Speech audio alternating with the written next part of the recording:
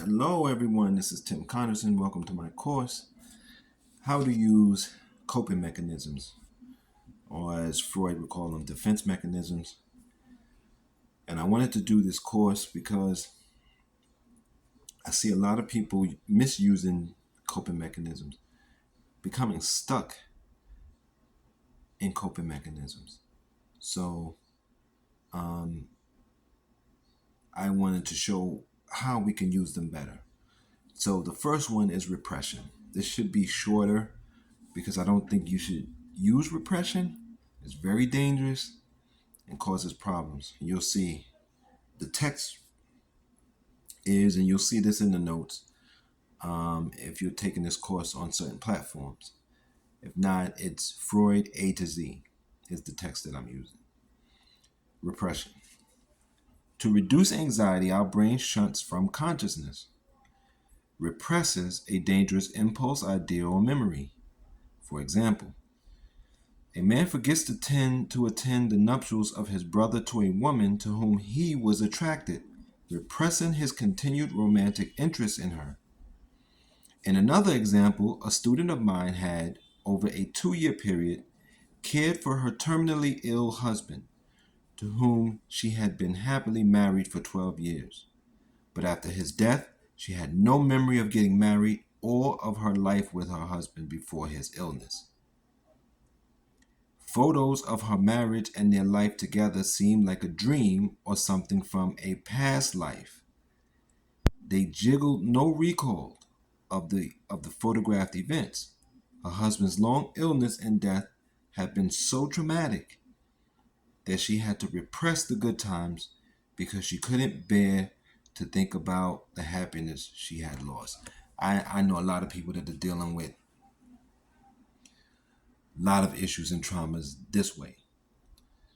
And when you're facing something, sometimes it comes on so quick that you have to find yourself repressing it until you can get it out. I don't do that. That's probably why I'm in the situation I'm in. But I just refuse to do it because people who repress trauma, it can cause very serious problems, mental breakdowns. It also causes physical disabilities or physical. I shouldn't say disabilities, but it causes physical problems. Physical health begins to decline, and you can see it in people.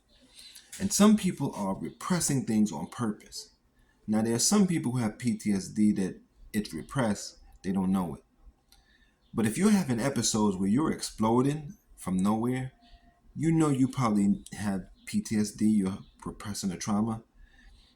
And we know so much about PTSD now. We're so much in the pop culture that you will know when you have it. So from that point on, you're continuing to repress on purpose. And it's very dangerous. So I just deal with things as they are, or I either say, if this person is trying to brutalize me mentally or dehumanize me, which is most of the times what we get, I will either sometimes, if I have the time, follow their line of logic and say, well, what are you saying? Are you saying I'm less than human? Am I a human being or not? Because you're treating me like I'm not a human. And usually people will back, no, that's not what I'm doing. No, you're not taking it personal. Do you take? And I say, no, I'm not taking it personal. But you're telling me, and I would repeat to them what they said. And I would say, how does that pertain to me? How can I use that? What does that mean to me? What does that mean when you say X, Y, Z? What does it mean that you're shouting at me? You might have somebody in authority over you that has some kind of power over you shouting at you. And you have to figure out first, is it a cultural thing and that you can raise your voice back? It might just be the way they talk is with raised voice. If it's that they're trying to demean you, then you can just either say, talk back to them like a civilized person. I've been doing that a lot more now because we really are in savage times.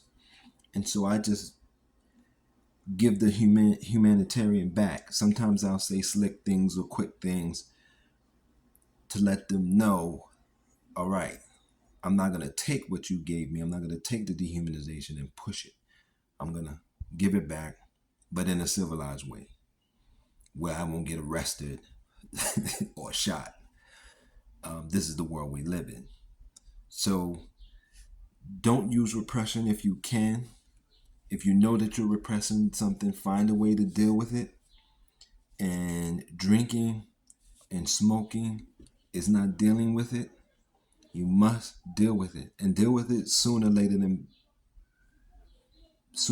than later, I should say, because I'm just seeing so many people losing their lives and losing their health, and a lot of things to activity that comes from repressing something, either from a family member or society in general, a friend, a community member.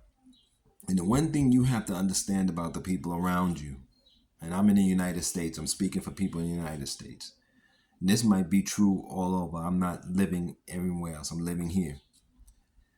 This whole society is insane. So when people are doing things to you, it's hard not to take it personal because it's you, but they really are insane. And I really mean insane. I'm not throwing that word around. I mean, they basically have no idea what they're doing.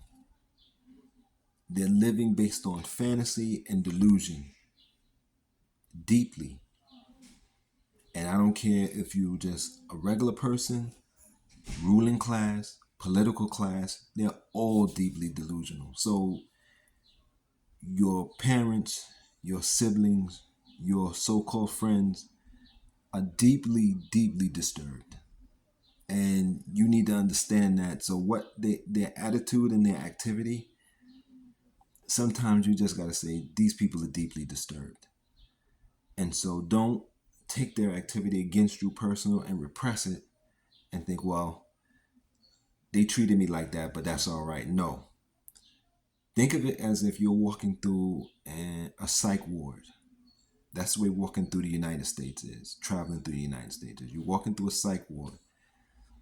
You wouldn't look at the psych patients and take it personal. Even if they do something to you, you'd say, well, they're not in their right mind.